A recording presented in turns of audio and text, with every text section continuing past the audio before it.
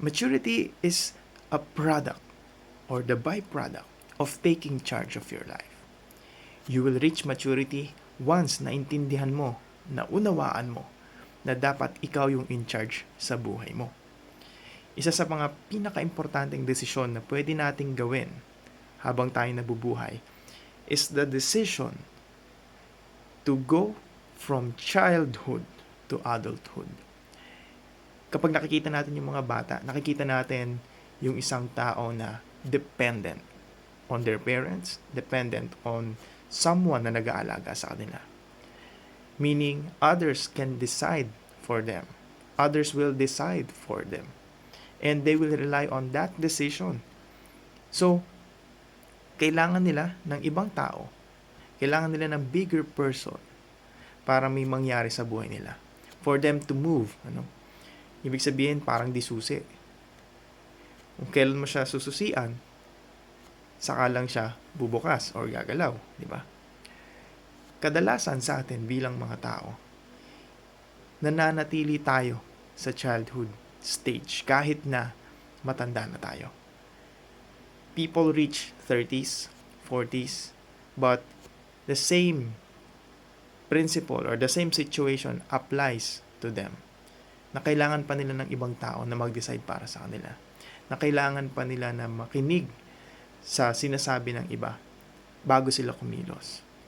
And they never really learned how to take charge of their life. Hindi nila natutunan na kunin yung manibela at palagi sila nakaasa sa dating nagdadrive ng buhay nila. Alam nyo, when we reach adulthood, the true adulthood, that is the time that you are taking responsibility of your life. Taking charge of your life. Na, hey, buhay ko to. That's why I'm gonna decide for myself. Ano ba yung gusto kong mangyari sa buhay ko? Ano ba yung mga dapat kong gawin?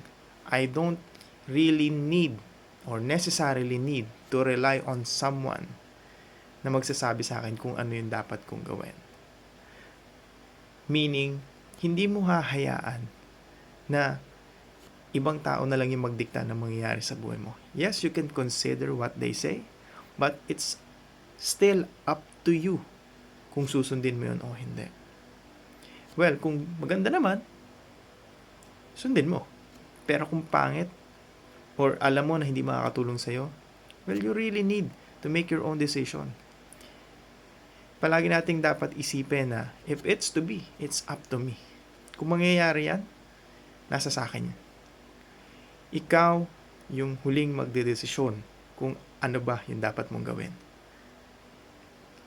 Kung yung pangarap mo na gusto mong marating, hindi dapat ibang tao yung magtutulak sa inyo. Dapat ikaw mismo kumikilos ka para sa sarili mo, para sa sarili mong pangarap.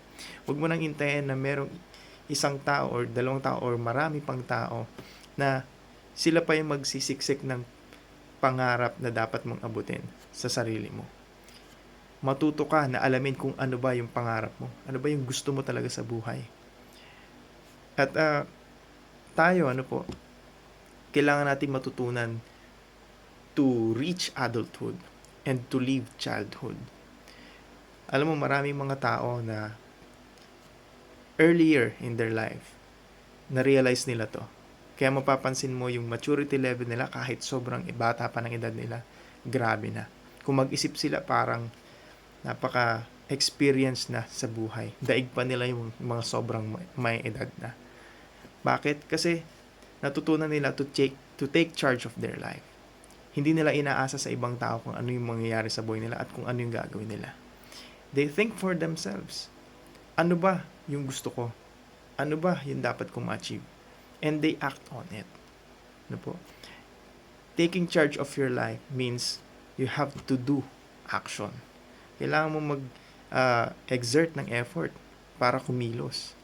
Because nothing will really change. If nothing will change. If you will do nothing, di ba?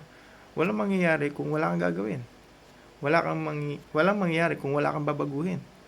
So you really need to step up. You really need to make that decision. Ano ba yung gusto mo? Manatili kang bata?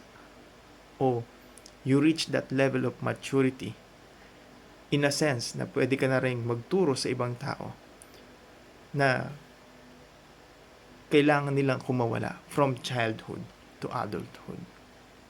Alam mo, marami sa atin na tumatanda tayo pero wala tayong pinagkatandaan.